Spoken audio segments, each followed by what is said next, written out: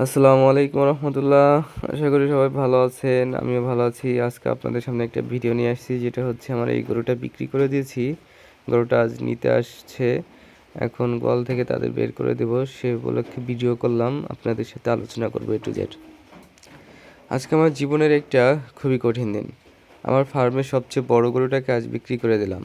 3 লাখ টাকায় বিক্রি করেছি। অনেকেই বলবে ভালো দাম পেয়েছি, লাভ হয়েছে, কিন্তু সত্যি বলতে এই লাভের ভিতরে একটা কষ্ট লুকিয়ে আছে।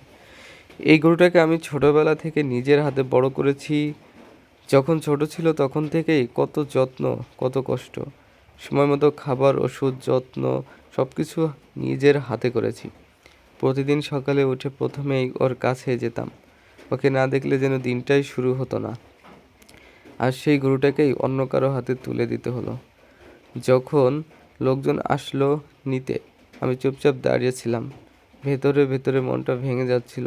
গরুটাকে যখন খামার থেকে বের করছিলাম, ওর বারবার আমার দিকে তাকাচ্ছিল। মনে হচ্ছিল ও বুঝতে পারছে কিছু একটা। সেই মুহূর্তটা আমি কখনো ভুলতে পারবো না। অনেকেই শুধু টাকার হিসাব দেখে, কিন্তু যারা খামার করে তারা জানে একটা গরুর সাথে কতটা মায়া, কতটা সম্পর্ক তৈরি হয়।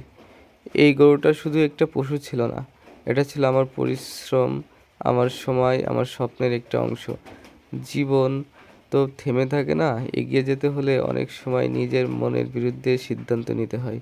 আজকে কষ্ট হচ্ছে, অনেক অনেক কষ্ট, কিন্তু আমি জানি এই কষ্টই আমাকে সামনে এগিয়ে যেতে শক্তি দেবে। ইনশাল্লাহ আবার নতুন করে শুরু করব, আরও ভালো কিছু করার চেষ্টা করব।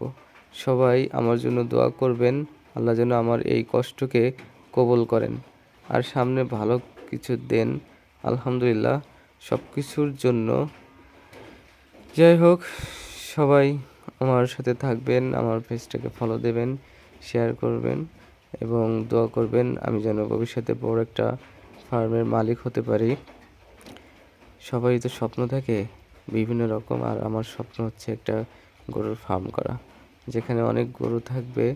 এরকম ঈদ আসলে, কোরবানি ঈদ আসলে, রোজা ঈদ আসলে আমি গরুগুলো বিক্রি করব, আপনাদের সামনে তুলে ধরবো। যাই হোক, সব মিলিয়ে ধন্যবাদ আপনাদের। ভালো থাকবেন, সুস্থ থাকবেন। আল্লাহ হাফিজ।